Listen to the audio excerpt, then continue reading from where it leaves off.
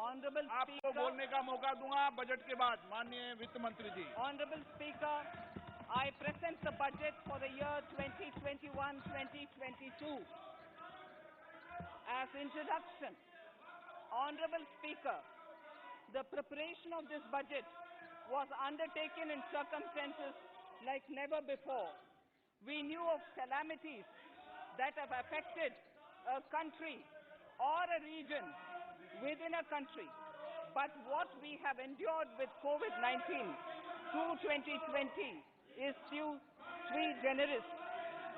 When I presented the budget 2020-2021, we could not have imagined that the global economy, already in throes of a slowdown, would be pushed into an unprecedented contraction. We could not have also imagined then that our people, as those in other countries, would have to endure the loss of near and dear ones and suffer hardships brought about due to a health crisis. The risk of not having a lockdown was far too high. Within 48 hours of declaring a 3-week-long complete lockdown, the Prime Minister announced the Pradhan Garib Kalyan Yojana, valued at 2.76 lakh crores, that provided free food grain to 800 million people, free cooking gas for 80 million families for months, and cash directly to over 400 million farmers, women, elderly, the poor, and the needy. Even as a large section of citizens stayed home, milk, vegetables, fruit suppliers, health and sanitary workers, truck drivers, railways and public transport workers, bank employees, electricity workers, annadatas, police, firemen, and the armed forces all had to go about their work as normal, but with the additional anxiety of the virus hanging over them. We recognize this, and I think I speak on behalf of everybody in this august house when I express my heartfelt gratitude to these men and women for how they were able to carry out their work and duty to provide for the nation's basics over those crucial months. Speaker, sir, for public good, honorable members of parliament and members of legislative assemblies too offered their salaries. In May 2020, the government announced the Aatmanirbhar Bharat package. To sustain the recovery further into the year, we also rolled out 2 more Aatmanirbhar packages, 2 and 3. Total financial impact of all the Aatmanirbhar Bharat packages, including measures taken by the RBI, was estimated to be about 27.1 lakh crores, which amounts to more than 13% of our GDP. As a government, we kept a watch on the situation and were proactive in our responses. The government, led by the Prime Minister, stretched its resources to deliver for most vulnerable sections of our society, the poorest of the poor, the Dalits, the tribals, the elderly, the migrant workers, and our children. The Pradhan Garib Kalyan Yojana, the 3 Aatmanirbhar packages, and announcements made later were like 5 mini budgets in themselves. The Aatmanirbhar packages accelerated our pace of structural reforms, redefinition of MSMEs, commercialization of the mining sector, agriculture and labor reforms, privatization of public sector undertakings, one nation, one ration card, production-linked incentive schemes are some of the notable reforms carried out during this period. Faceless income tax assessment, DBT, and financial inclusion are the others. Today, India has 2 vaccines available and has begun medically safeguarding not only her own citizens against COVID-19, but also those of 100 or more countries. It is added comfort to know that 2 or more vaccines are also expected soon. Honorable Prime Minister launched the vaccination drive by crediting and thanking our scientists. We are ever grateful for the strength and rigor of their efforts. Having said that, we are all reminded time and again that our fight against COVID-19 continues into 2021. Now, just as it happened after the two world wars, there are signs that the political, economic, and strategic relations in the post-COVID world are changing. This moment in history is the dawn of a new era, one in which India is well poised to truly be the land of promise and hope. I borrow the words of Rabindranath Tagore. Faith is the bird that feels the light and sings when the dawn is still dark. Faith is the bird that feels the light and sings when the dawn is still dark. In this spirit, I can't help but recall the joy that we as cricket-loving nation felt after the Team India's recent spectacular success in Australia. It has reminded us of all the qualities that we as a people, particularly our youth, epitomize of having abundant promise and the unsuppressed thirst to perform and to succeed. Today, data shows that India now has one of the lowest death rate of 112 per million population and one of the lowest active cases of about 130 per million. This has laid the foundation to the revival we are seeing now in the economy. This budget will be the first of this new decade. This budget will also be a digital budget, and that has happened with all your support. So far, only 3 times has a budget followed a contraction in the economy. All such contractions earlier were as a result of situations typical to India. This time, the contraction in our economy is due to a global pandemic, just like in several other countries. Having said that, I want to confidently state that our government is fully prepared to support and facilitate the economy's reset. This budget provides every opportunity for our economy to raise and capture the pace that it needs for a sustainable growth.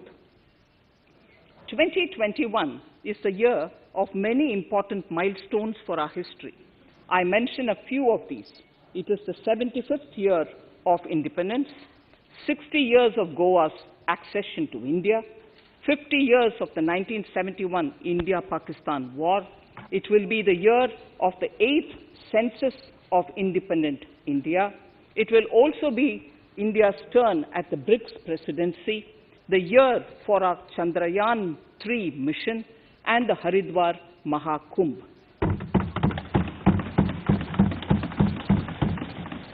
Honorable Speaker, before I commence Part A of the budget, I want to take a moment to acknowledge how isolating and distancing seemed like insurmountable challenges for a country like ours that has people coming together in times of crisis. It hurts us in many ways. It hurt us in many ways.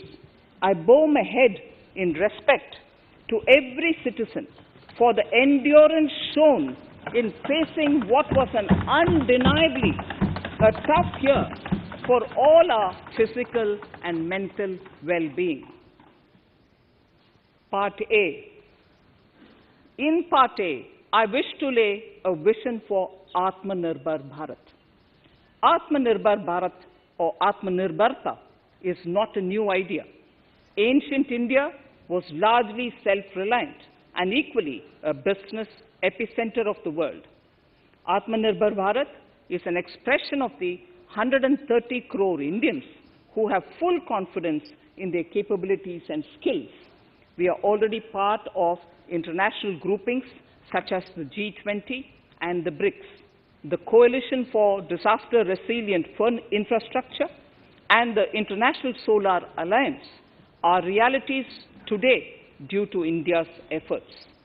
The proposals in Part A will further strengthen the sankalp of nation first, doubling farmers' income, strong infrastructure, healthy India, good governance, opportunities for youth, education for all, women empowerment, and inclusive development, among others.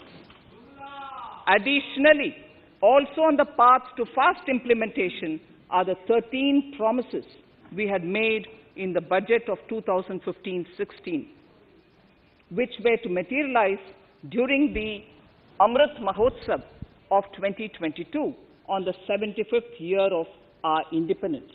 They too resonate with the vision of Aatmanirbhar. The budget proposals for 21-22 rest on 6 pillars: health and well-being, physical and financial capital and infrastructure, inclusive development for aspirational India, reinvigorating human capital, innovation and R&D, and a 6th, minimum government and maximum governance. I now move to talking about the first pillar, health and well-being. Even at the outset, I would like to say that the investment on health infrastructure in this budget has increased substantially. Progressively, as institutions absorb more, we shall commit more. Taking a holistic approach to health, we focus on strengthening 3 areas: preventive, curative, and well-being. Health systems. A new centrally sponsored scheme, PM Aatmanirbhar Swasth Bharat Yojana, will be launched with an outlay of about 64,180 crores over 6 years. This will develop capacities of primary, secondary, and tertiary care health systems, strengthen existing national institutions, and create new institutions to cater to detection and cure of new and emerging diseases. This will be in addition to the National Health Mission. The main interventions under the scheme are support for over 17,000 rural and 11,000 urban health and wellness centers, setting up integrated public health labs in all districts, and 3,382 block public health units in 11 states, establishing critical care hospital blocks in 602 districts and 12 central institutions, strengthening of National Center for Disease Control, its 5 regional branches and 20 metropolitan health surveillance units, expansion of the integrated health information portal to all states and UTs to connect all public health labs, operationalization of 17 new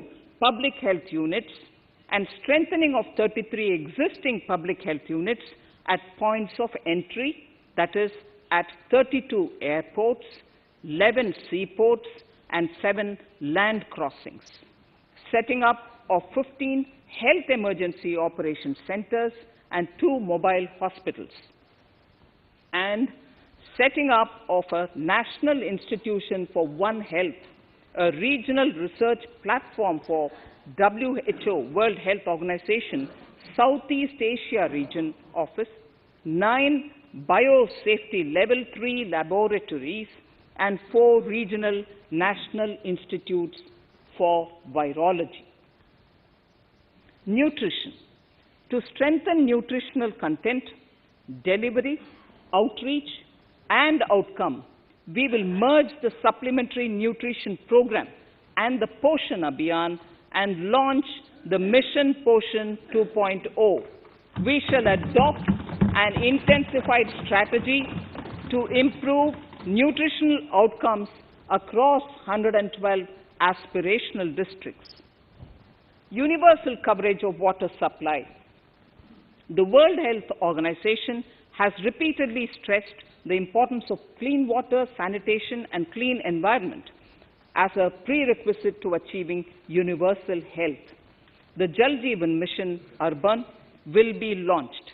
It aims at universal water supply in all 4,378 urban local bodies with 2.86 crores household tap connections, as well as liquid waste management in 500 Amrit cities. It will be implemented over 5 years with an outlay of 2,87,000 crores.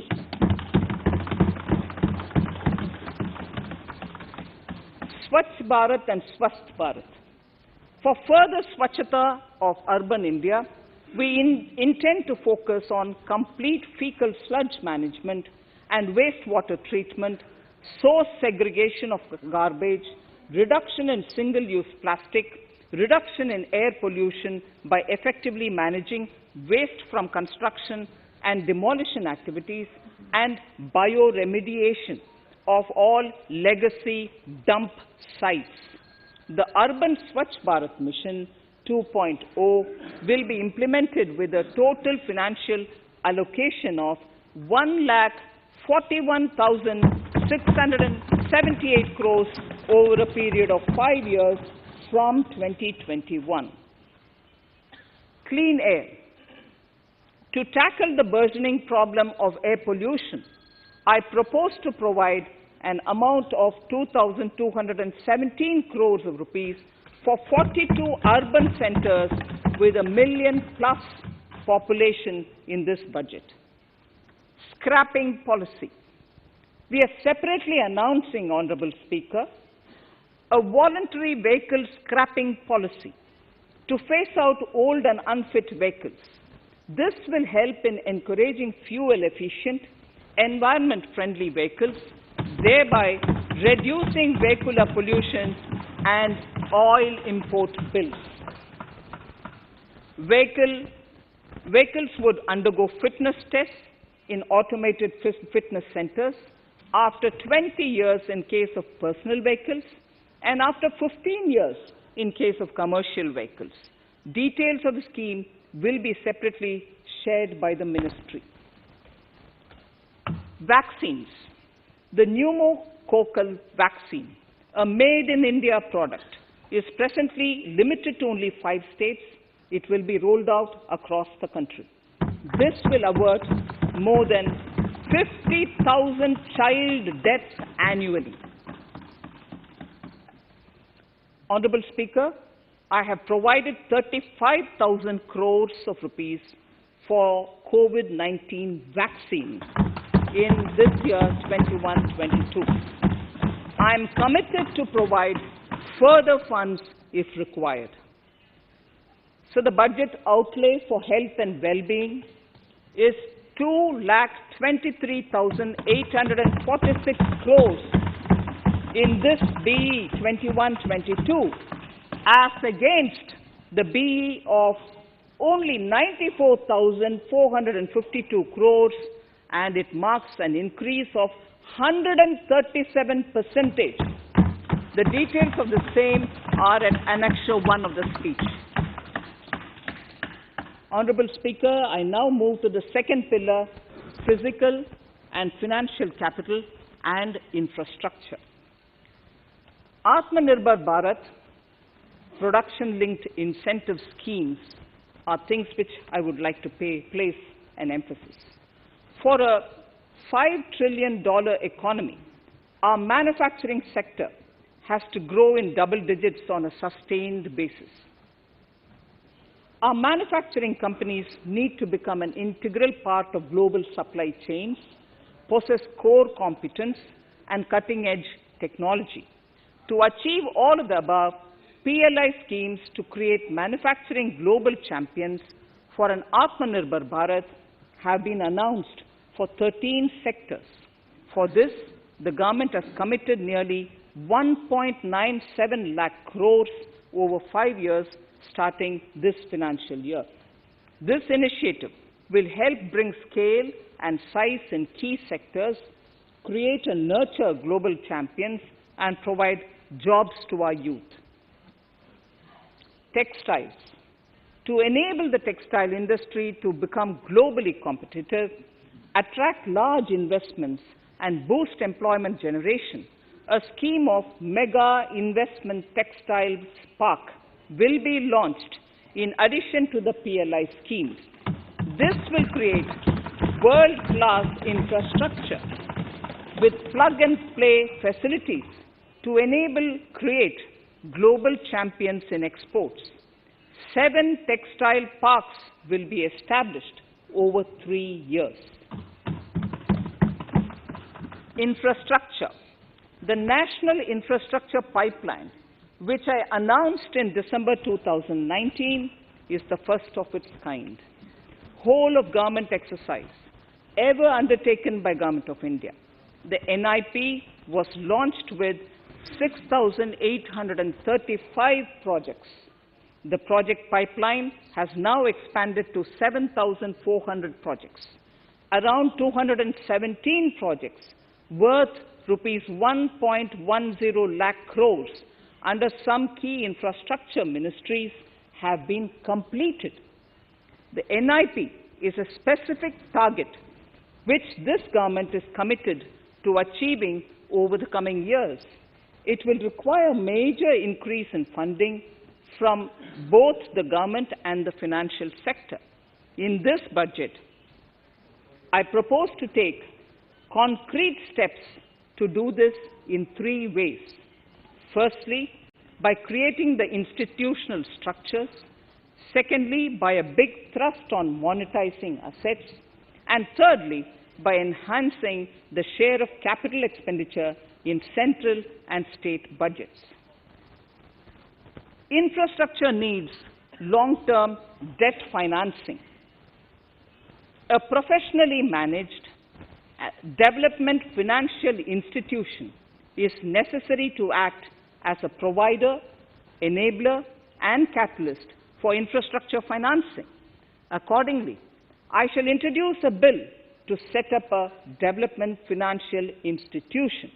I have provided a sum of 20,000 crore rupees to capitalize this institution. The ambition is to have a lending portfolio of at least 5 lakh crores for this DFI within 3 years' time.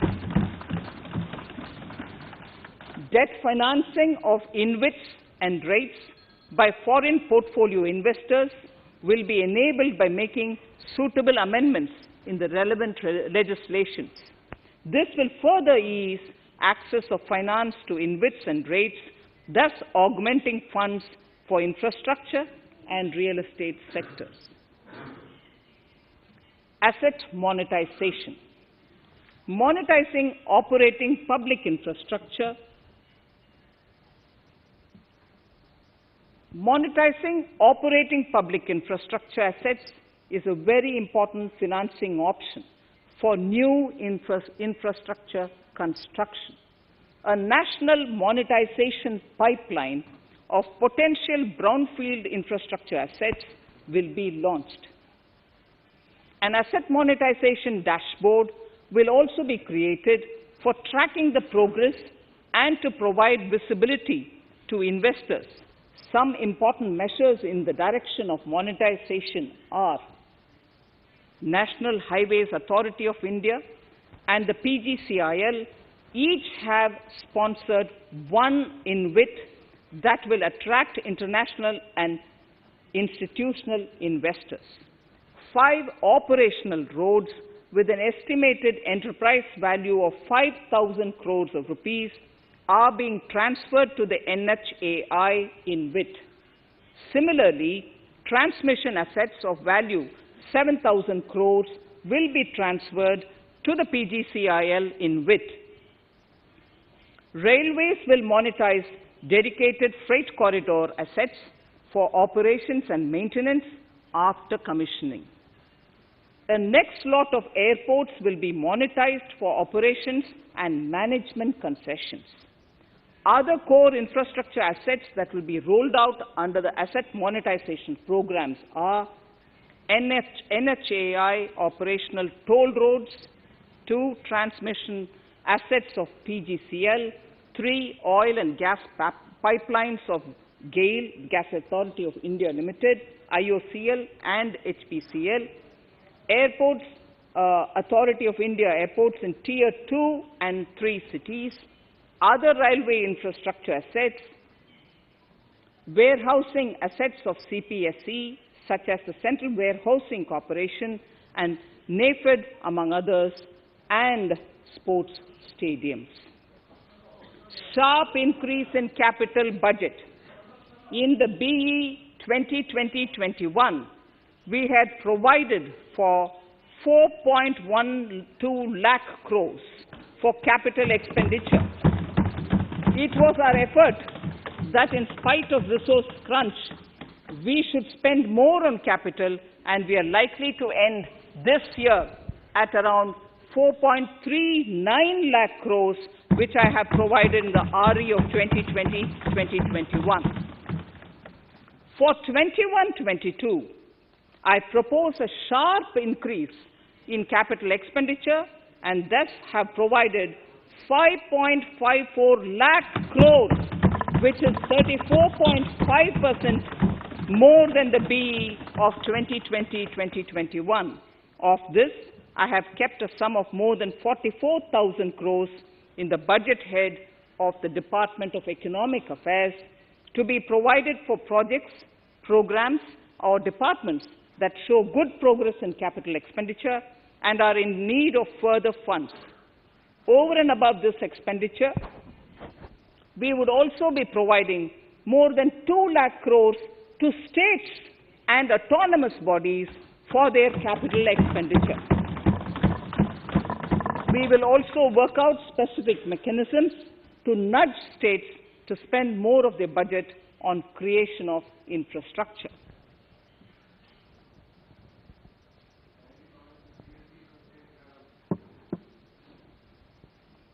Roads and highways infrastructure. More than 13,000 kilometer length of roads at a cost of 3.3 lakh crores has already been awarded under the 5.35 lakh crores Bharat Pariyojana project, of which 3,800 kilometers have been constructed. By March 2022, we would be awarding another 8,500 kilometers and complete an additional 11,000 kilometers of national highway corridors. To further augment road infrastructure, more economic corridors are also being planned. Some are 3,500 kilometers of national highway works in the state of Tamil Nadu at an investment of 1.03 lakh crores. These include Madurai-Kollam corridor, Chittoor-Tachur corridor, and construction will start next year. Second, 1,100 kilometers of national highway works in the state of Kerala at an investment of 65,000 crores, including 600 kilometer section of Mumbai-Kanyakumari corridor in Kerala. Third, 675 kilometers of highway works in the state of West Bengal at a cost of 25,000 crores, including upgradation of existing road Kolkata-Siliguri.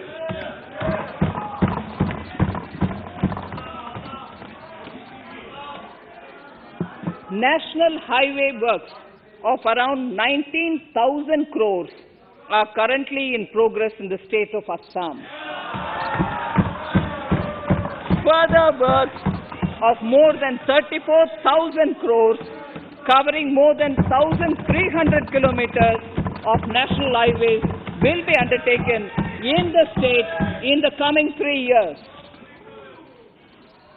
Some of the flagship corridors and other important projects that would see considerable activity in 2021-22 are in Annexure 2 to my speech. I am also providing an enhanced outlay of 1,18,101 lakh crores, 1,18,101 crores for Ministry of Road Transport and Highways, of which 1,08,230 crores is for capital, the highest ever provided. Railway infrastructure. Honorable Speaker, sir, Indian Railways have prepared a National Rail Plan for India 2030. The plan is to create a future-ready railway system by 2030. Bringing down the logistic costs for an industry is at the core of our strategy to enable Make in India. It is expected that Western Dedicated Freight Corridor and Eastern Dedicated Freight Corridor will be commissioned by June 2022. The following additional initiatives are also proposed. The Sonnagar-Gomo sections, 263 kilometers of Eastern Dedicated Freight Corridor, will be taken up in PPP mode in this year itself. Gomo-Dankuni section of 274.3 kilometers will be also taken up shortly in short succession. We will undertake future dedicated freight corridor projects, namely East Coast Corridor from Kharagpur to Vijayawada, East-West Corridor from Bhusaval to Kharagpur to Dankuni, and North-South Corridor from Itarsi to Vijayawada. Detailed project reports will be undertaken in the first phase. Broad gauge route kilometers, RKM as I referred to, electrified is expected to reach 46,000 kilometers, 46,000 RKM. That is 72% by end of 2021 from 41,548 RKMs on 1st October 2020. 100% electrification of broad gauge routes will be completed by December 2023. For passenger convenience and safety, the following measures are being proposed. We will introduce the aesthetically designed Vista Dome LHB coach on tourist routes to give better travel experience to passengers. The safety measures undertaken in the past few years have borne results. To further strengthen this effort, high-density network and highly utilized network routes of Indian Railways will be provided with an indigenously developed automatic train protection system that eliminates train collision due to human error.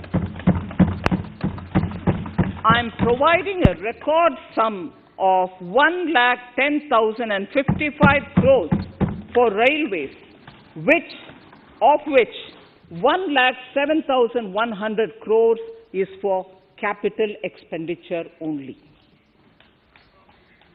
Urban infrastructure. We will work towards raising the share of public transport in urban areas through expansion of metro rail networks and augmentation of city bus services.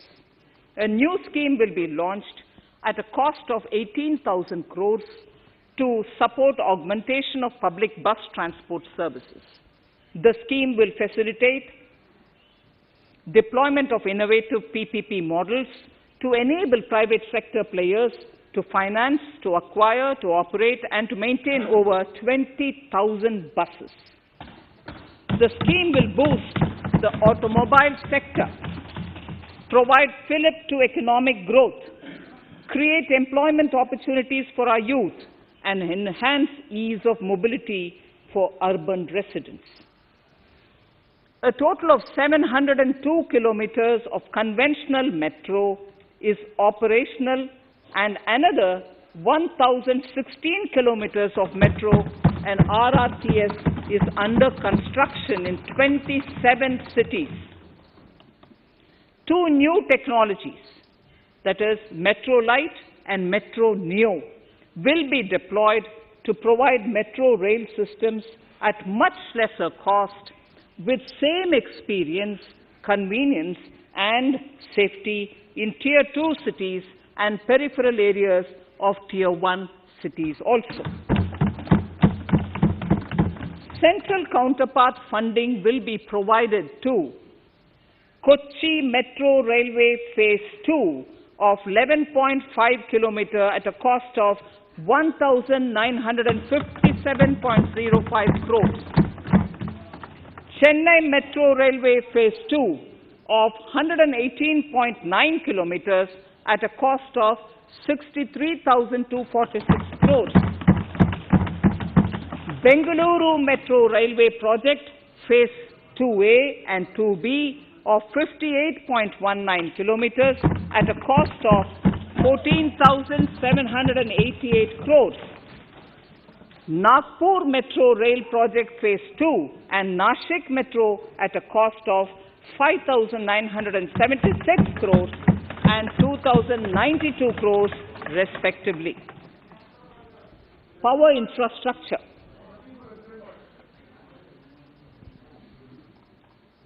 The past 6 years have seen a number of reforms and achievements in power sector. We have added 139 gigawatts of installed capacity, connected an additional 2.8 crore households, and added 1.41 lakh circuit kilometers of transmission lines. The distribution companies across the country are monopolies, either government or private. There is a need to provide choice to the consumers by promoting competition. A framework will be put in place to give consumers alternatives to choose from among more than one distribution companies. I read that sentence again. A framework will be put in place to give consumers alternatives to choose from among more than one distribution company. The viability of distribution companies is a serious concern. A revamped, reforms-based, results-linked power distribution sector scheme will be launched with an outlay of 3,05,984 crores over 5 years.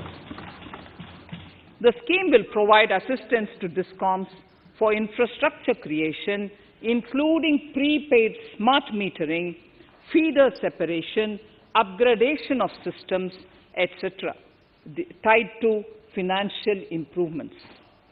Prime Minister, while speaking at the 3rd Reinvestment Conference in November 2020, had announced plans to launch a comprehensive national hydrogen energy mission.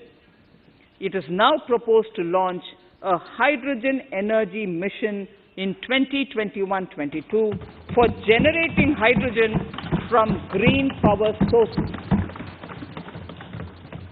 Ports, shipping and waterways.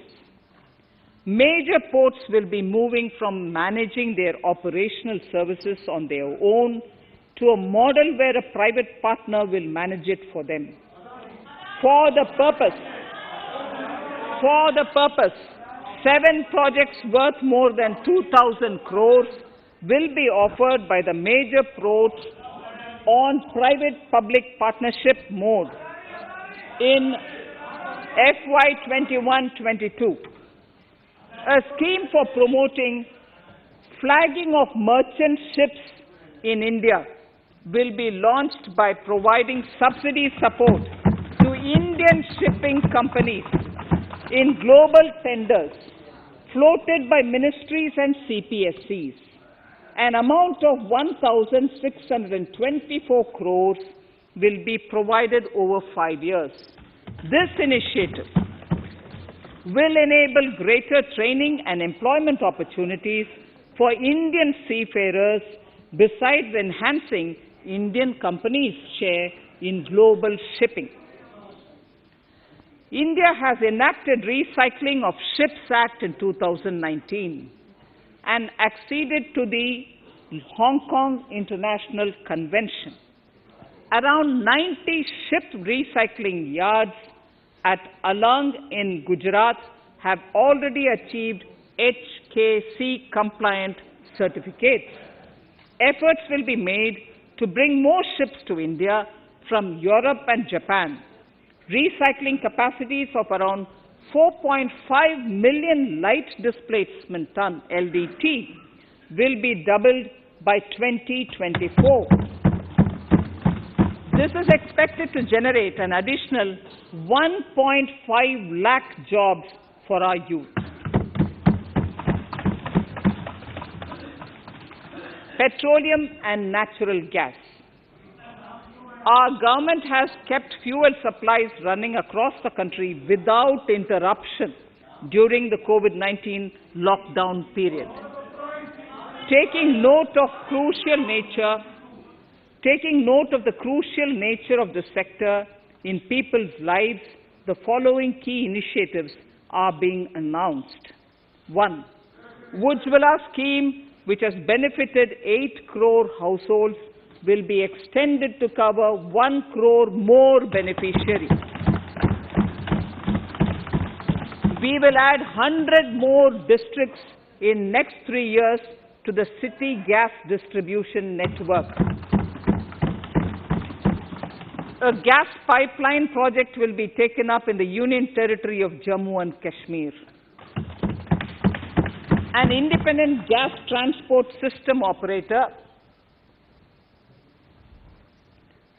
will be set up for facilitation and coordination of booking of common carrier capacity in all natural gas pipelines on a non-discriminatory open access basis. Financial capital. I propose to consolidate the provisions of the SEBI Act 1992, Depositories Act 1996, Securities Contracts Regulation Act 1956, and Government Securities Act 2007 into a rationalized single securities markets code. The government would support the development of a world-class fintech hub at the GIFT Ifsc. To instill confidence amongst the participants in corporate bond market during times of stress and to generally enhance secondary market liquidity, it is proposed to create a permanent institutional framework. The proposed body would purchase investment-grade debt securities both in the stressed and normal times and help in the development of the bond market. In the budget 2018-19, government had announced its intent to establish a system of regulated gold exchanges in the country. For the purpose, SEBI will be notified as the regulator, and Warehousing Development and Regulatory Authority will be strengthened to set up a commodity market ecosystem arrangement, including vaulting, assaying, logistics, etc., in addition to warehousing.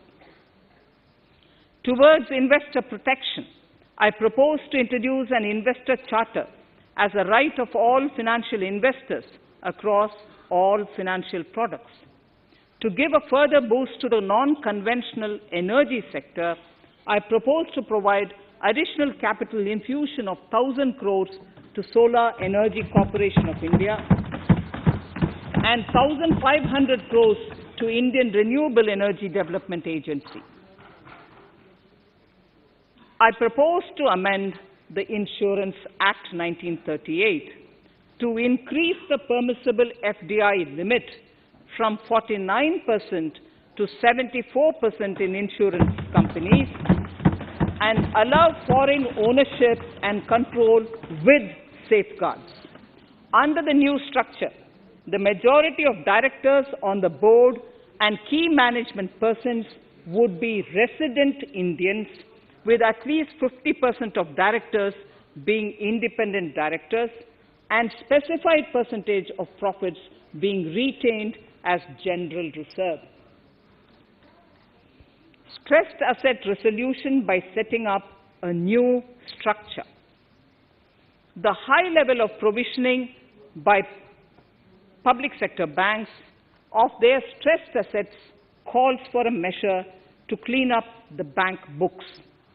An asset reconstruction company limited an asset management company would be set up to consolidate and take over the existing stressed debt and then manage and dispose of the assets to alternative investment funds and other potential investors for eventual value realization.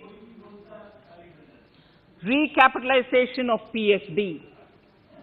To further consolidate the financial capital capacity of PSBs, further recapitalization of 20,000 crores is proposed in 21-22. Deposit insurance.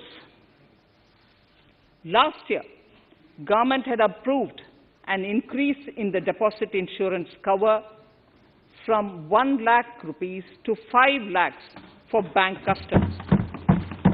I shall be moving amendments to DICGC Act 1961 in this session itself to streamline the provision so that if a bank is temporarily unable to fulfill its obligations, the depositors of such bank can get easy and time-bound access to their deposits to the extent of the deposit insurance cover. This would help depositors of banks that are currently under stress.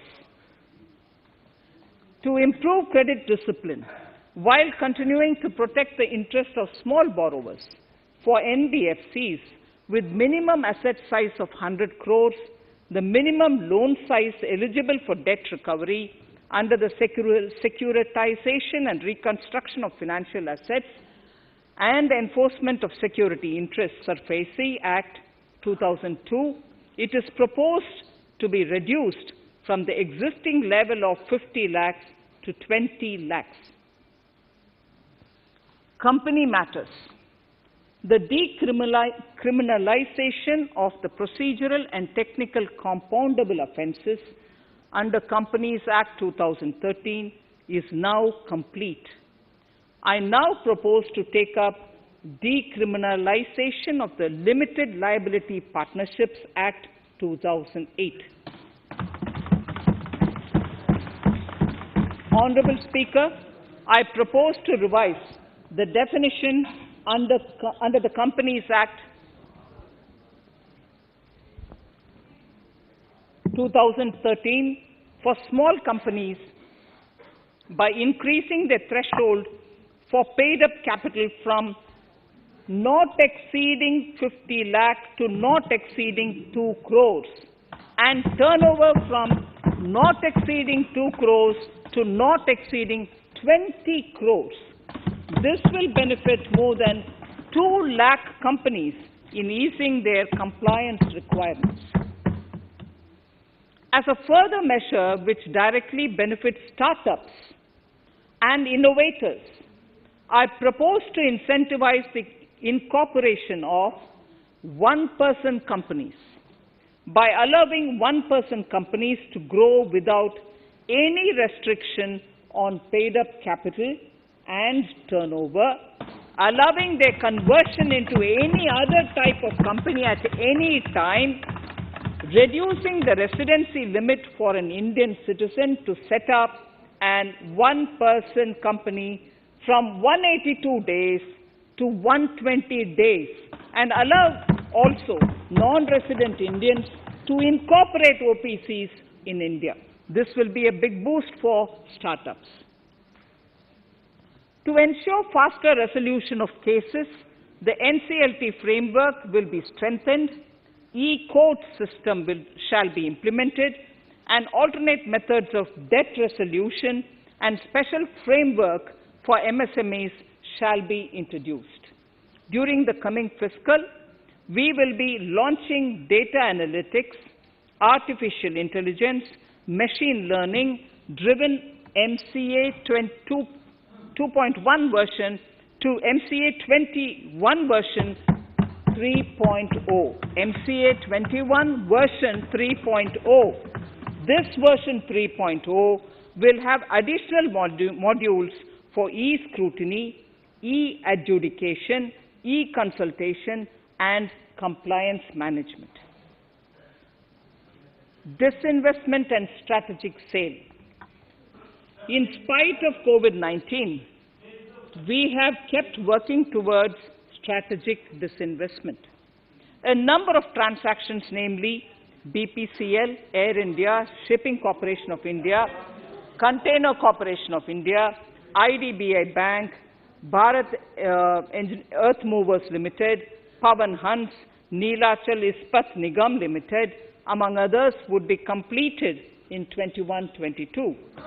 Other than IDBI Bank, we propose to take up the 2 public sector banks and 1 general insurance company in the year 21-22. This would require legislative amendments, and I propose to introduce the amendments in this session itself. In 21-22, we would also bring the IPO of LIC, for which I am bringing the requisite amendments in this session itself.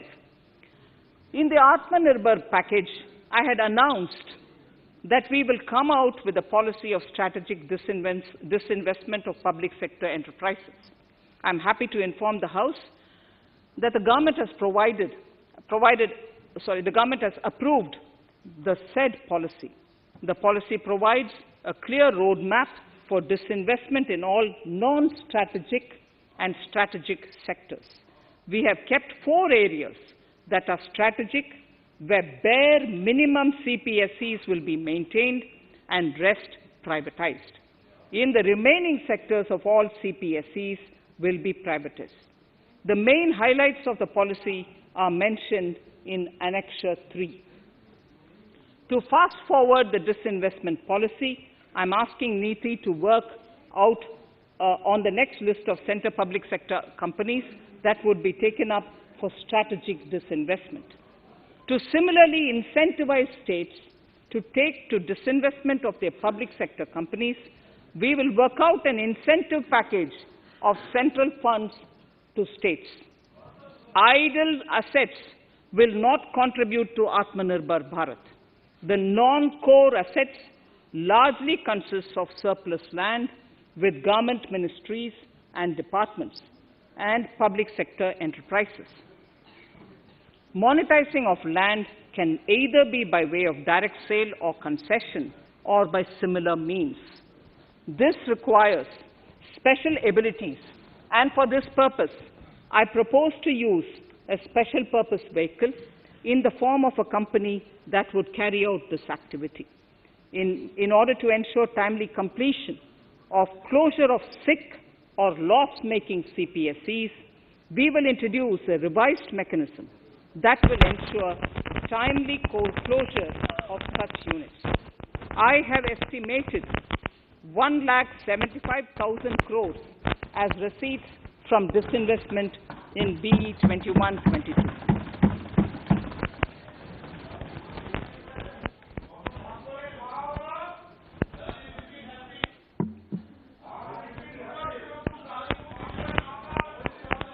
Government financial reforms. Under the Treasury single account, the TSA system, autonomous bodies directly draw funds from the government's account at the time of actual expenditure, saving interest costs. We will extend the TSA system for universal application from 21-22. On the recommendation of the 15th Finance Commission, we have undertaken a detailed exercise to rationalize and bring down the number of centrally sponsored schemes. This will enable consolidation of outlays for better impact. The government is committed to the development of multi-state cooperatives and will provide all support to them. To further streamline the ease of doing business for cooperatives, I propose to set up a separate administrative structure for them. So the third pillar of Aatmanirbhar Bharat, inclusive development for aspirational India. Honorable Speaker, sir, under this pillar, I will cover agriculture and allied sectors, farmers' welfare and rural India, migrant workers and labor, and financial inclusion. Agriculture. Our government is committed to the welfare of farmers. The MSP regime has undergone a sea change to assure price that is at least 1.5 times the cost of production across all commodities.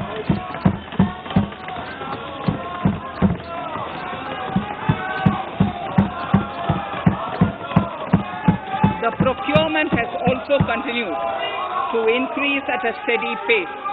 This has resulted in increase in payment to farmers substantially. In case of wheat, a total amount paid to farmers in 2013-14, Honorable Speaker,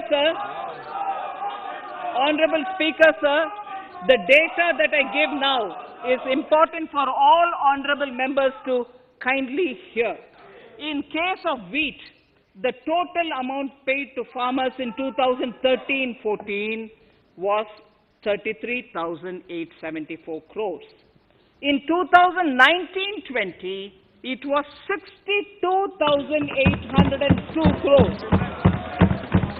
And even better, Honorable Speaker, in 2020-2021, this amount paid to farmers was 75,060 crores.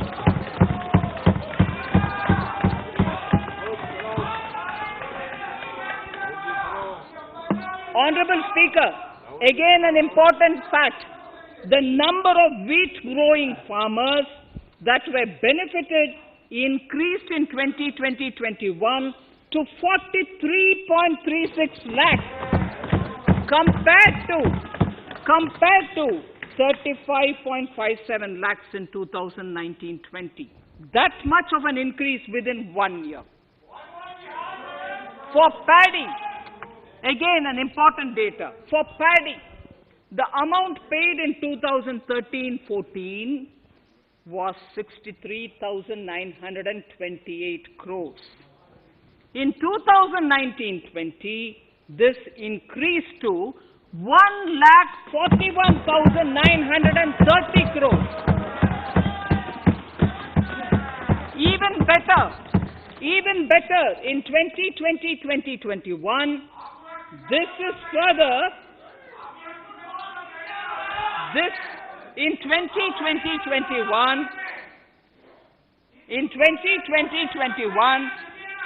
is further estimated, and I'm saying this is further estimated because the procurement is ongoing, and therefore I can't give you the final figure. This is further estimated to increase to 1,72,752 crores.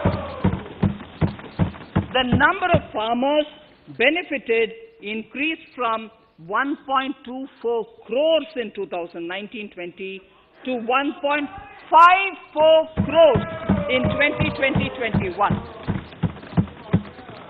In the same way, Honorable Speaker, sir, in the case of pulses, the amount paid in 2013-14 was 236 crores. In 2019-20, this was increased to 8,285 crores. Now in 2021, it is at 10,530 crores.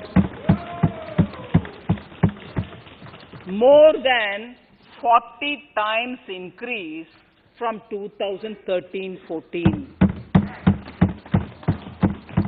The receipts to cotton farmers have seen a stupendous increase from 90 crores in 2013-14 to 25,974 crores I'm giving you data as of 27th January 2021. This is bound to increase. From 90 crores for cotton farmers in 2013-14 to 25,974 crores in 2021.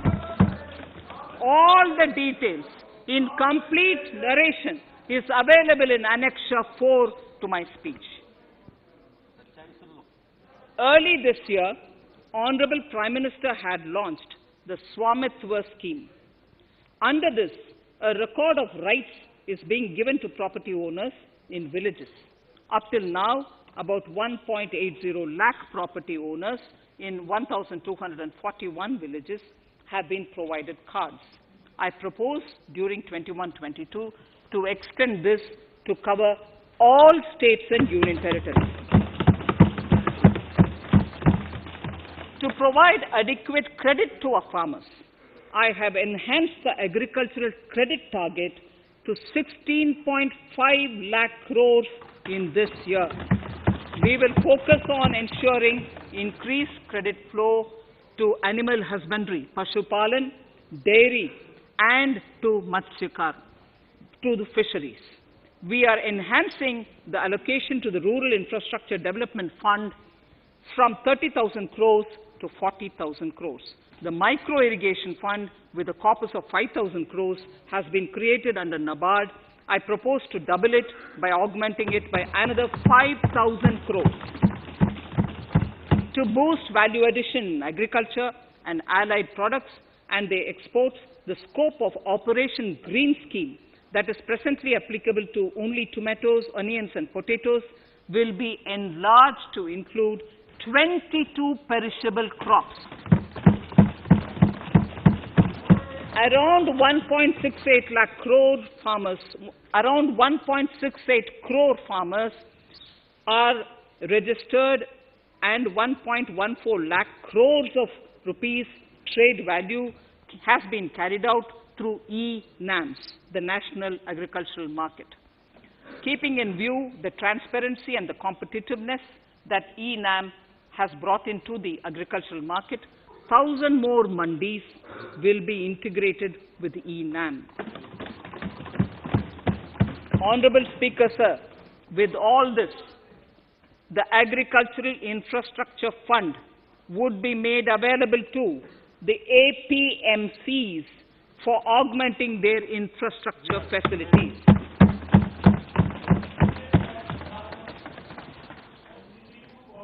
Fisheries. I am proposing substantial investments in the development of modern fishing harbors and fish landing centers.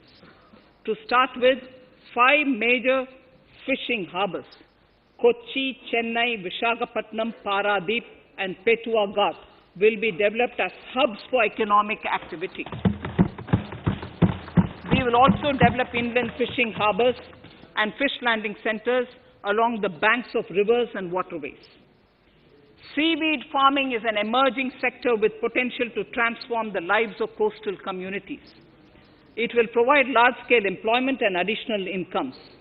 To promote seaweed farming and cultivation, I propose a multi-purpose seaweed park to be established in Tamil Nadu. Migrant workers and laborers. We have launched the One Nation, One Ration Card scheme, through which beneficiaries can claim their rations anywhere in the country. Migrant workers in particular benefit from the scheme. Those staying away from their families can partially claim their ration where they are stationed, while their family in their native places can claim the rest. I am happy to inform you that One Nation, One Ration Card plan is under implementation by 32 states and union territories, reaching about 69 crore beneficiaries. That's a total of 86% beneficiaries covered. The remaining 4 states and UTs will be integrated in the next few months. To further extend our efforts towards the unorganized labor force, migrant workers in particular, I propose to launch a portal that will collect relevant information on gig workers, building and construction workers, among others. This will help formulate health, housing, skill, insurance credit, and food schemes for all migrant workers. We will conclude a process that began 20 years ago with the implementation of the 4 labor codes. For the first time globally, social security benefits will be extended to gig and platform workers.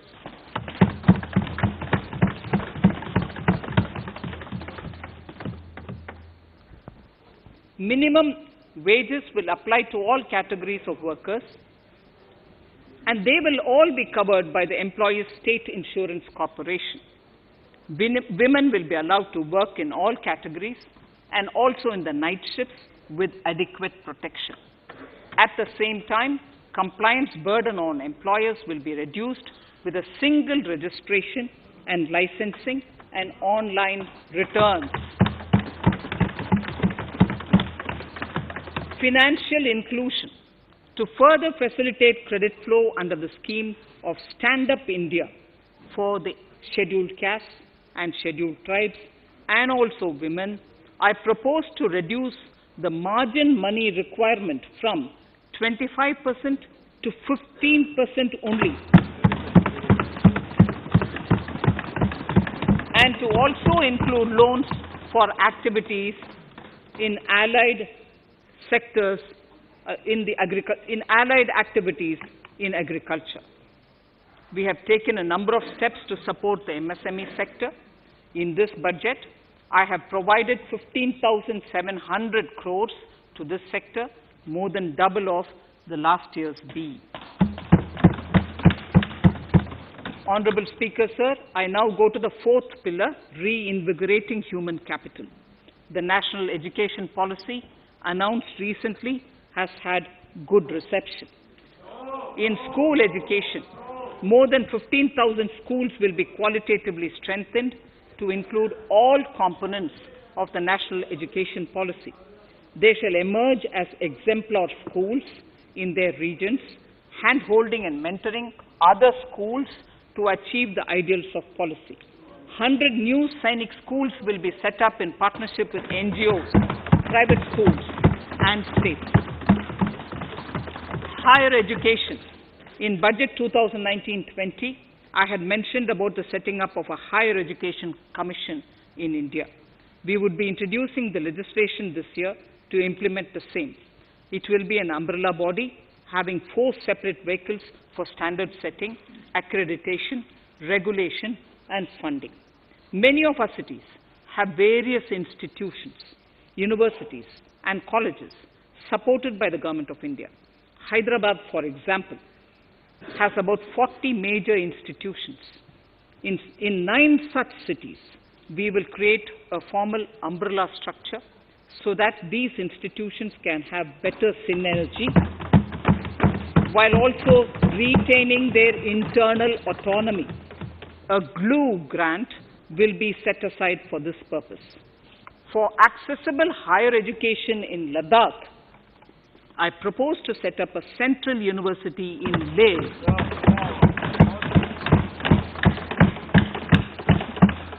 The other important projects to be taken up as a part of the NEP are listed in Annexure 5.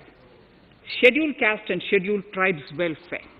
We have set ourselves a target of establishing 750 Eklavya model residential schools in our tribal areas. I propose to increase the unit cost of each such school from 20 crores, which is what it is now, to 38 crores, and for hilly and difficult areas to 48 crores. This would help creating robust infrastructure facilities for our tribal students. We have revamped the post-metric scholarship scheme for the welfare of scheduled caste students. I have also enhanced the central assistance in this regard. We are allotting 35,219 crores for 6 years till 25-26 to benefit 4 crores scheduled caste students. Skilling. In 2016, we had launched the National Apprenticeship Promotion Scheme. The government proposes to amend the Apprenticeship Act with a view to further enhancing apprenticeship opportunities for our youth.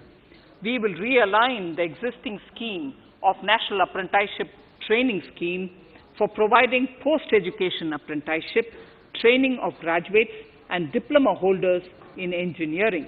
Over 3,000 crores will be provided for for this purpose. An initiative is underway, Honorable Speaker, in partnership with the United Arab Emirates to benchmark skill qualifications, assessment and certification, accompanied by the deployment of certified workforce.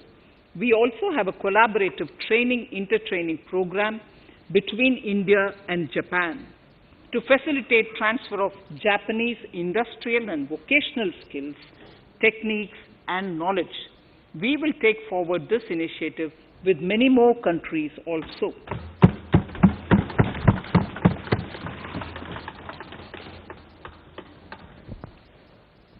Innovation and R&D. In my budget speech of 2019, I had announced the National Research Foundation. We have now worked out the modalities, and the NRF outlay will be of 50,000 crores over 5 years. It will ensure that the overall research ecosystem in the country is strengthened with focus on identified national priority thrust areas. There has been a manifold increase in digital payments in the recent past. To give a further boost to digital transactions, I earmarked 1,500 crores for a proposed scheme that will provide financial incentive to promote digital mode of payment. We will undertake a new initiative, National Language Translation Mission. This will enable the wealth of governance and policy-related knowledge on the Internet being made available in major Indian languages.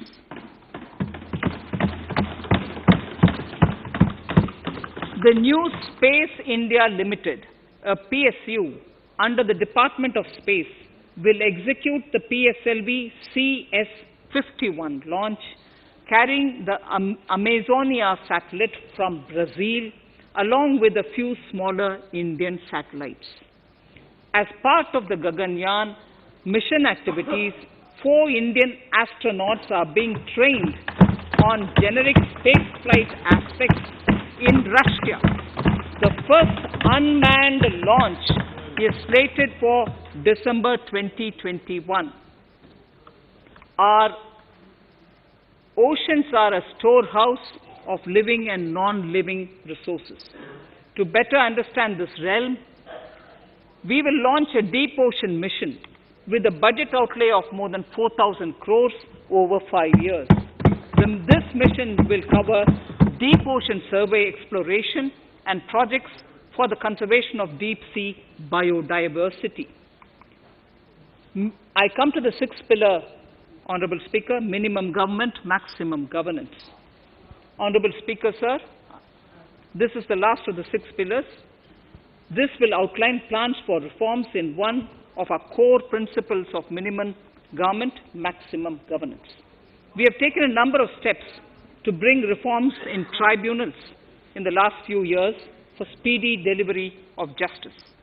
Continuing with the reforms process, I now propose to take further measures to rationalize the functioning of tribunals. We have introduced the National Commission for Allied Healthcare Professionals Bill in Parliament. National Commission for Allied Healthcare Professionals Bill in the Parliament, with a view to ensure transparent and efficient regulation of 56 allied healthcare professionals. Additionally, to bring about transparency, efficiency, and governance reforms in the nursing profession, the National Nursing and Midwifery Commission Bill will be introduced by the government for passing. To have ease of doing business for those who deal with government or CPSEs and carry out contracts, I propose to set up a conciliation mechanism and mandate its use for quick resolution of contractual disputes. This will instill confidence in private investors and contractors. Honorable Speaker, sir, the forthcoming census could be the first digital census in the history of India.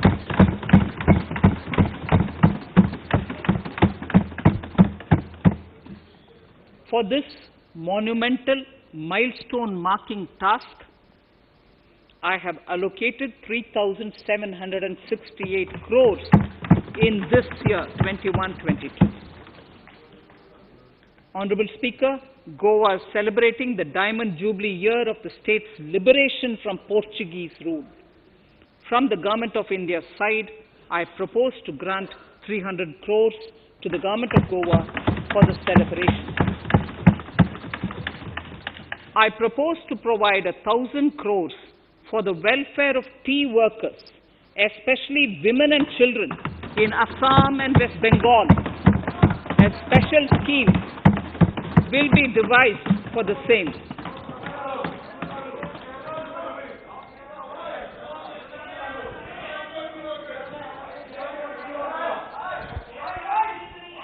Fiscal position. Fiscal position. In these last few paragraphs of part A of my speech, I draw the attention of this august House to the fact that at the beginning of the current financial year, the pandemic's impact on the economy resulted in a weak revenue inflow. This was combined with high expenditure to provide essential relief to vulnerable sections of the society, especially the poor, the women, scheduled castes, and scheduled tribes. Unlike many other countries, we opted for a series of medium-sized packages during the pandemic so that we could calibrate and target our response according to the evolving situation. Once the health situation stabilized and the lockdown was being slowly lifted, we switched to ramping up government spending so as to revive domestic demand. As a result, against an original BE expenditure of 30.42 lakh crores for 2020-21, our RE estimates are 34.50 lakhs. 30.42 now within the year going up to 34.5 lakh crores. We have maintained quality of expenditure. The capital expenditure estimated in the RE is 4.39 lakh crores as against 4.12 lakh crores in the BE stage.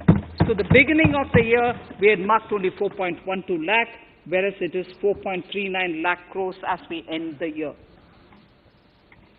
Fiscal deficit in RE 2020-2021 is pegged at 9.5% of the GDP.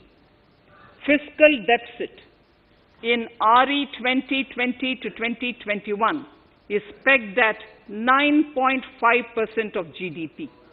We have funded this through government borrowings, multilateral borrowings, small saving funds, and short-term borrowings. We would need another 80,000 crores, for which we would be approaching the market in these 2 months. We would be needing another 80,000 crores, for which we would be approaching the markets in these 2 months. To ensure that the economy is given the required push, our BE estimates for expenditure in 21-22 are 34.83 lakh crores. This includes 5.54 lakh crores as capital expenditure, an increase of 34.5% over the BE figure of 2020-2021. The fiscal deficit in BE 21-22 is estimated to be 6.8% of the GDP. The gross borrowing from the market for the next year would be around 12 lakh crores. We plan to continue with our path of fiscal consolidation and intend to reach the fiscal deficit level below 4.5% of the GDP by 2025-2026, with a fairly steady decline over the period. We hope to achieve the consolidation by first increasing the buoyancy of tax revenue through improved compliance, and secondly, by increased receipts from monetization of assets, including public sector enterprises and land. The Contingency Fund of India is being proposed to be augmented. The Contingency Fund of India is being proposed to be augmented from 500 crores to 30,000 crores through finance bill.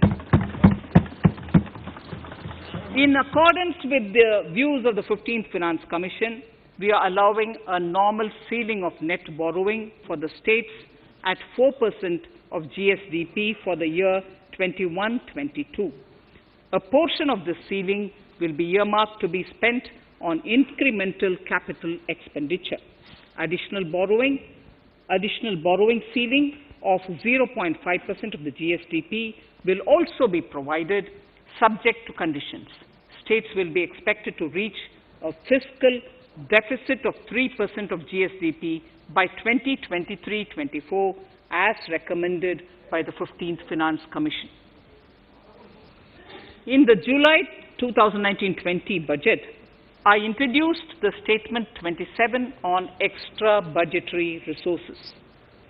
It disclosed the borrowings of the government agencies that went towards funding Government of India schemes and whose repayment burden was on the government. In my 2020-21 budget, I enhanced the scope and coverage of that statement by including the loans provided by government to the FCI, the Food Corporation of India. Taking a step further in this direction, I propose to discontinue the NSSF loan to FCI for food subsidy, and accordingly, budget provisions have been made in RE 2020-21 and in the BE 2021-22. The extra budgetary resource details are at Annexure 6. We know that the Frbm Act mandates fiscal deficit of 3% of GDP to be achieved by 31st March 2020-2021. The effect of this year's unforeseen and unprecedented circumstances has necessitated the submission of a deviation statement under Sections 4 of Subclause 5 and Section 7, Subclause 3b of the Frbm Act, which I am laying on the table of the House as part of the Frbm documents. Towards achieving central government fiscal deficit along the broad path that I have already indicated, I will be introducing an amendment to the Frbm Act. Honorable Speaker, on the 9th of December 2020, the 15th Finance Commission submitted its final report covering the period 2021 to 2026 to the Rashtrapati Ji. The government has laid the Commission's report along with the explanatory memorandum in the Parliament, retaining the vertical shares of the states at 41%. We recognize our commitment to fiscal federalism and propose, therefore, to adhere to this recommendation. Jammu and Kashmir in the 14th Finance Commission was entitled to get devolution being a state. Now the funds of the UTs of Jammu Kashmir and Ladakh would be provided by the centre. I have also provided on the Commission's recommendation 1,18,452 crores as revenue deficit grant to 17 states in 21-22 as against 74,340 crores to 14 states in 2020-21. Honorable Speaker, I would now move to Part B of my speech.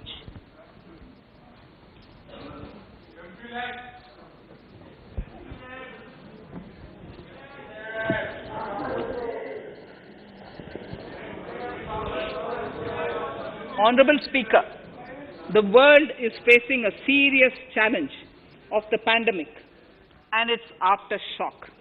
In these trying times, when many economies are struggling to revive, our people and our industry have exhibited remarkable resilience.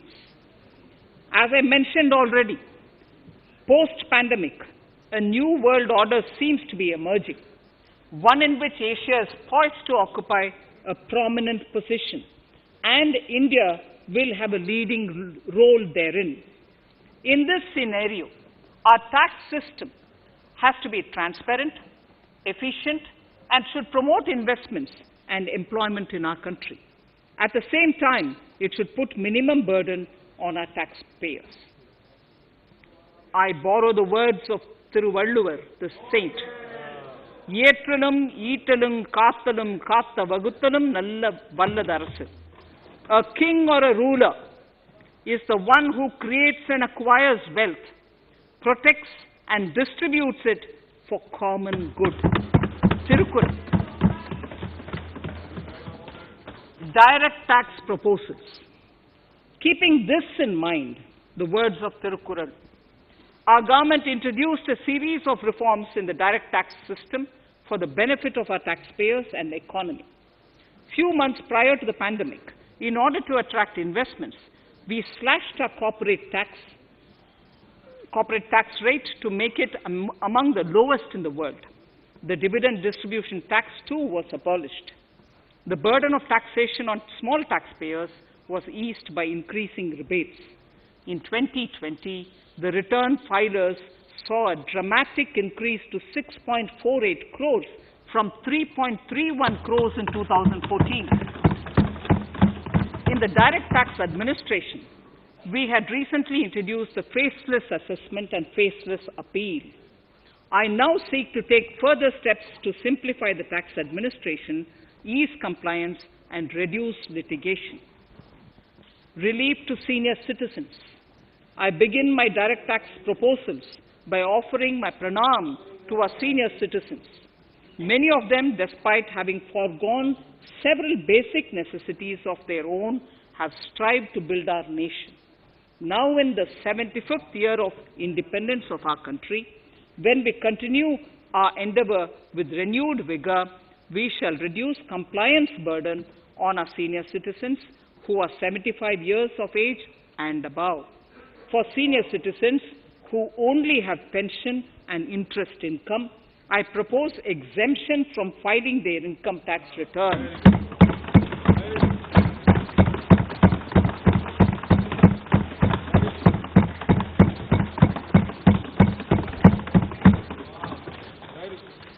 The paying bank will deduct the necessary tax on their income. Reduction in time for income tax proceedings. This is a very key announcement, if you are asking. Honorable Speaker, presently an assessment can be reopened up to 6 years and in serious tax fraud cases for up to 10 years. As a result, taxpayers have to remain under uncertainty for a very long time. I therefore propose to reduce this time limit for reopening of assessments to 3 years from the present 6 years.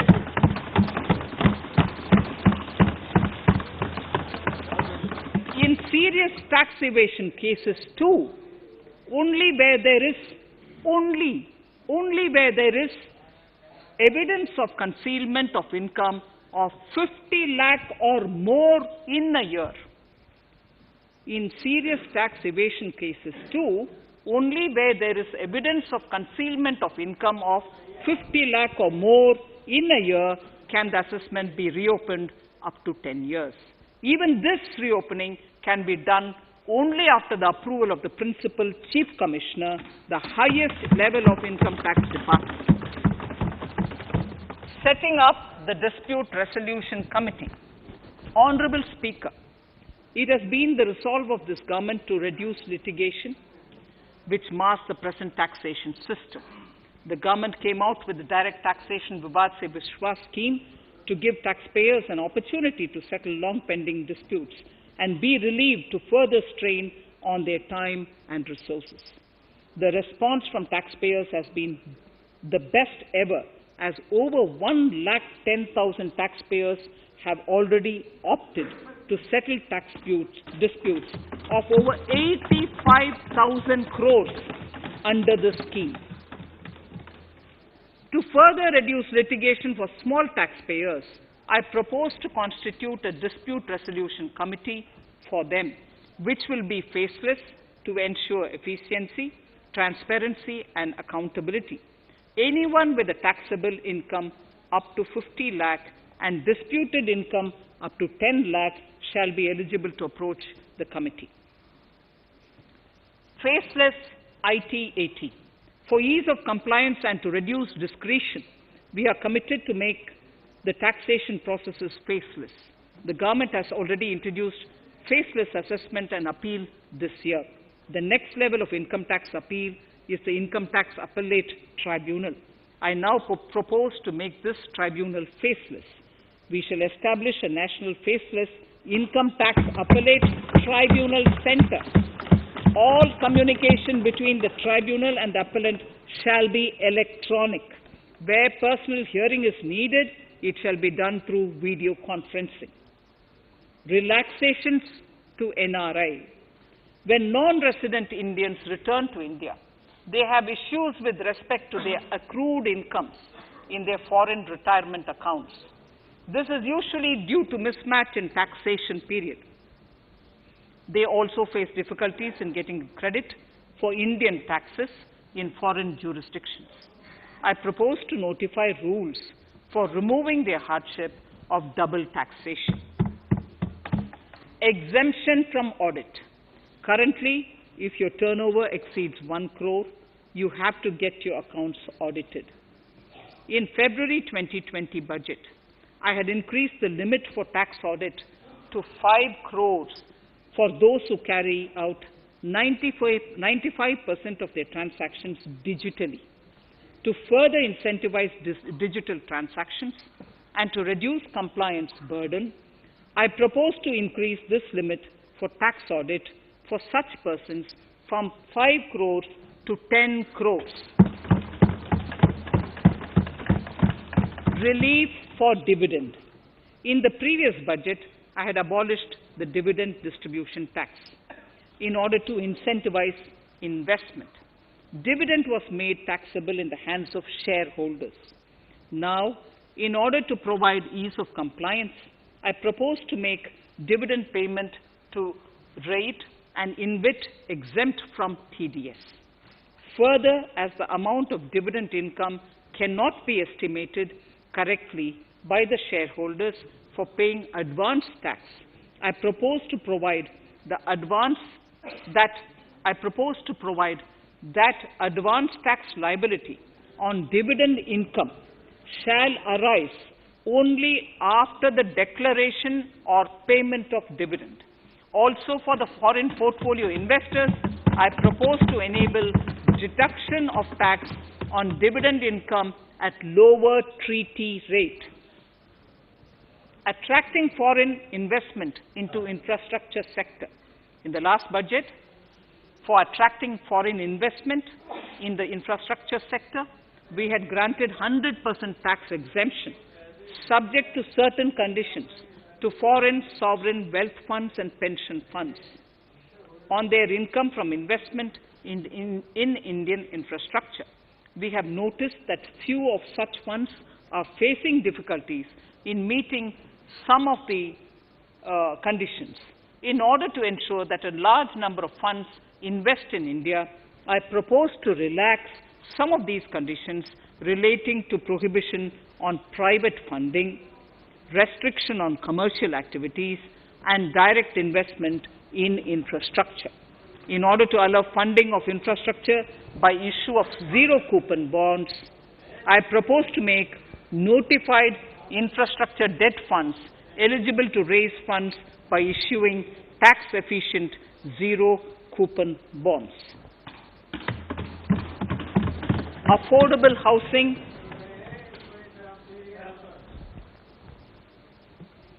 Affordable housing and rental housing. This government sees housing for all and affordable housing as priority areas. in July 2019 budget, I provided an additional deduction of interest amounting to 1.5 lakh for loan taken to purchase an affordable house. I propose to extend the eligibility of this condition by 1 more year to 31st March 2022. The additional deduction of 1.5 lakh shall therefore be available for loans taken up to 31st March 2022 for the purchase of affordable houses. Further, to keep up the supply of affordable houses, I propose that the affordable housing projects can avail a tax holiday for 1 more year till 31st March 2022. These are available now for projects also. We are committed to promote supply of affordable rental housing for migrant workers. For this, I propose to allow tax exemption for notified affordable rental housing projects. Tax incentives to Ifsc. As I mentioned in Part A of this speech, the government is committed to making the International Financial Services Center in GIFT City a global financial hub. In addition to the tax incentives already provided, I propose to include, among others, tax holiday for capital gains for aircraft leasing companies, tax exemption for aircraft lease rentals paid to foreign lessors, tax incentive for relocating foreign funds in the Ifsc, and to allow tax exemption to the investment division of foreign banks located in the Ifsc. Pre-filling of returns. Honorable Speaker, in order to ease compliance for the taxpayer, details of salary income, tax payments, TDS, etc., already come pre-filled in income tax returns. To further ease filing of returns, details of capital gains from listed securities, dividend income, and interest from banks, post office, etc., will also be now pre-filled. Relief to small trusts. We hope to reduce compliance burden on small charitable trusts running educational institutions and hospitals. So far, there is a blanket exemption to such entities whose annual receipt does not exceed 1 crore of rupees. I now propose to increase this amount to 5 crores.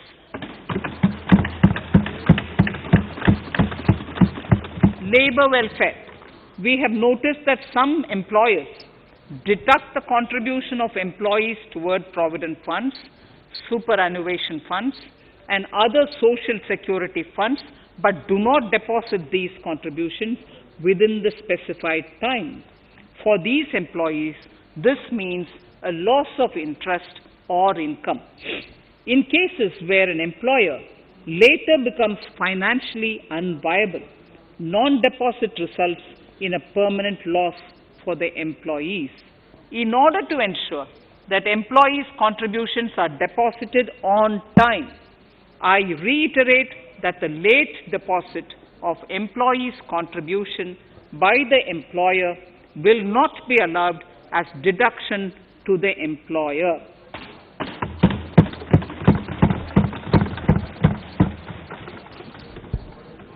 Incentives for startups.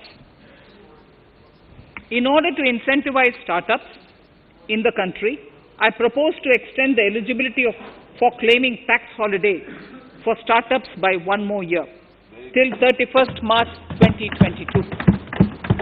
Further, in order to incentivize funding for the startups, I propose to extend the capital gains exemption for investment in startups by 1 more year till 31st March 2022. Sir, I now come to Indirect Tax Proposals, GST. Before I come to my Indirect Tax Proposals, I would like to appraise the House on GST. The GST is now 4 years old, and we have taken several measures to further simplify it. Some of the measures include nil return through SMS, quarterly return and monthly payment for small taxpayers, electronic invoice system, validated input tax statements, pre-filled editable GST return, and staggering of returns filing. The capacity of GST and system has also been enhanced. We have also deployed deep analytics and artificial intelligence to identify tax evaders and fake billers and launched special drives against them. The results speak for themselves. We have made record collections in the last few months. The GST Council has painstakingly thrashed out thorny issues. As chairperson to the Council, I want to assure this House that we shall take every possible measure to smoothen the GST further and to remove anomalies such as inverted duty structure. Custom duty rationalization.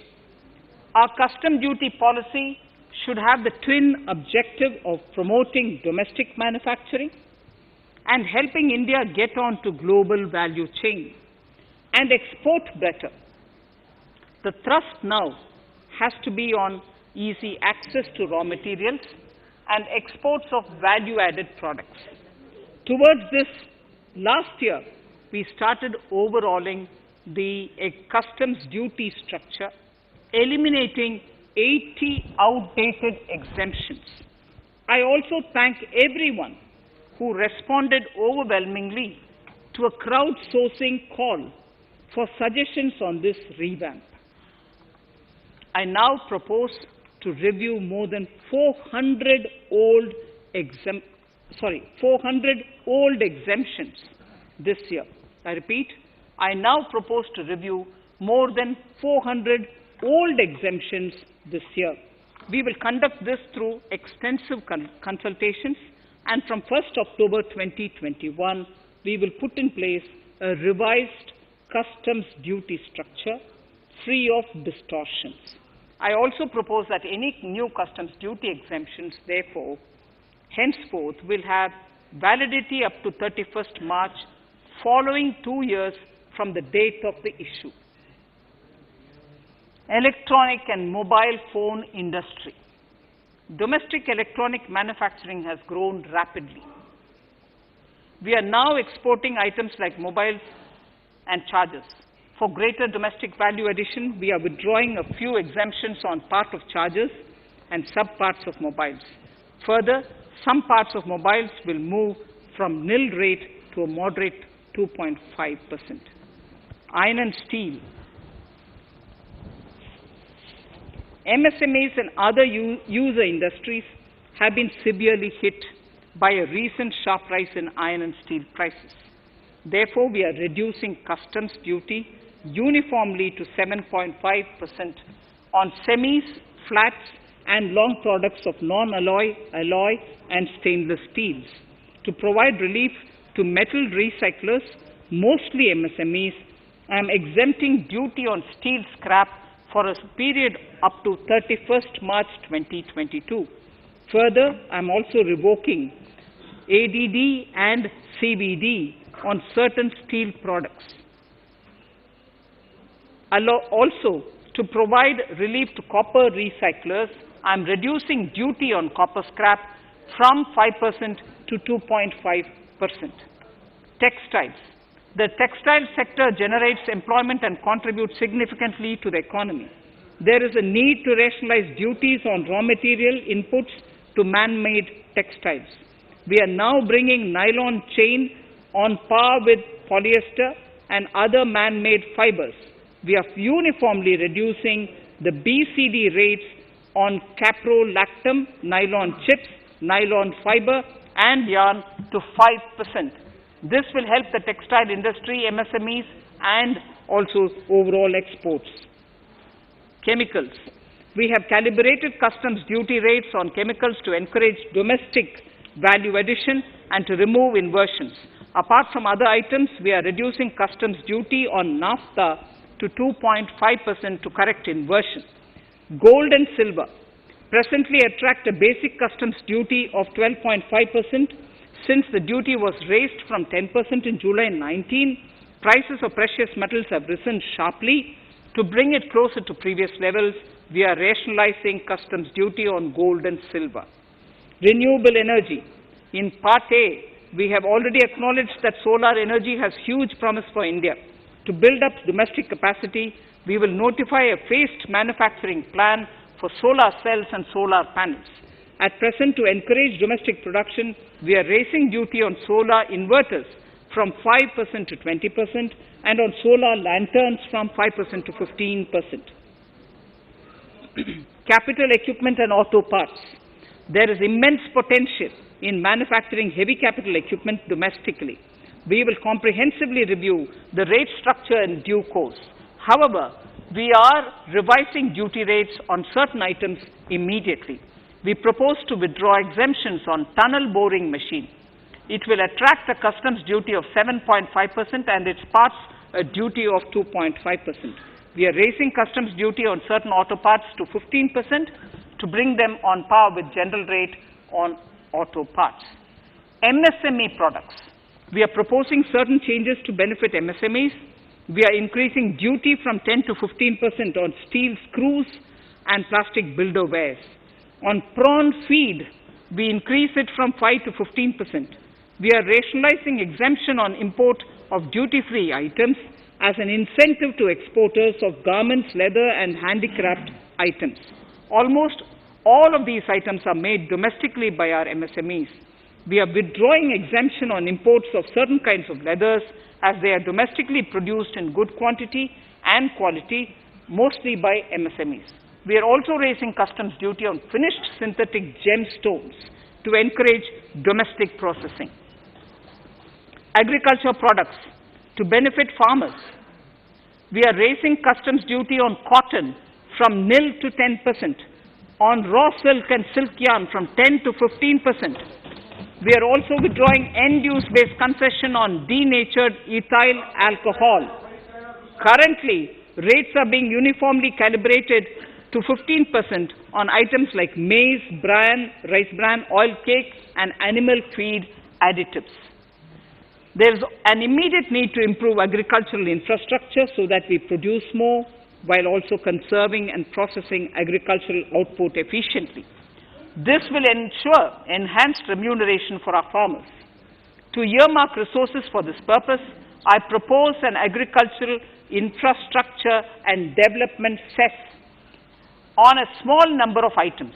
However, while I am applying this cess, we have taken care not to put additional burden on consumers on most items. Rationalization of procedures and easing of compliance. For a judicious application, we propose certain changes in the provisioning related to ADD, anti-dumping duty, and CVD, countervailing duty levies. To complete customs investigation, we are prescribing definite timelines. In 2020, we rolled out the Turant Customs Initiative, which brought in faceless, paperless, and contactless customs measures. With effect from September 2020, we have implemented a new procedure for administration of rules of origin. This has helped in putting a check on misuse of FTAs. The specific details of direct and indirect tax changes proposed are listed in the annexure to my speech. Honorable Speaker, sir, with these words, I commend the budget to this august House. Thank you.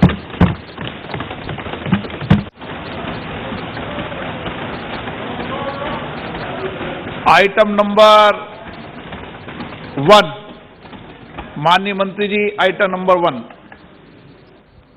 Sorry, I don't have it with me.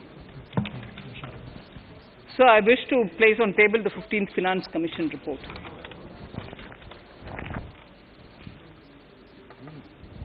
Item number 3, माननीय मंत्री जी. So, I wish to lay on the table the following statements under Section 3(1) of the Fiscal Responsibility and Budget Management Act 2003, the medium-term fiscal policy cum fiscal policy strategy statement and macroeconomic framework statement.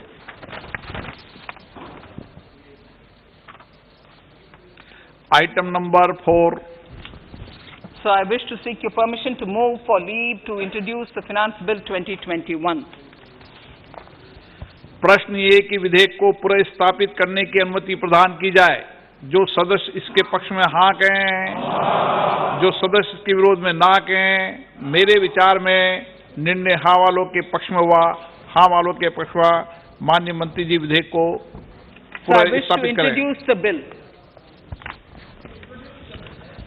Shri Prahlad Joshi ji, with your permission, I rise to present the 18th report of Business Advisory Committee. माननीय सदस्यगण, माननीय वित्त मंत्री जी के budget भाषण की प्रतियां प्रकाशक फलक पर उपलब्ध है। सदस्य अपनी प्रति प्रकाशन फलक से प्राप्त कर सकते हैं। माननीय सदस्यगण, जैसा कि आपको समाचार 2 के माध्यम से पहले सूचित किया जा चुका है कि बजट की प्रतियां आपको मेंबर्स पोर्टल के माध्यम से उपलब्ध कराई जा रही है। सभा की कार्रवाई मंगलवार दिनांक 2 फरवरी 2021 को दोपहर 4 बजे तक के लिए स्थगित की जाती है।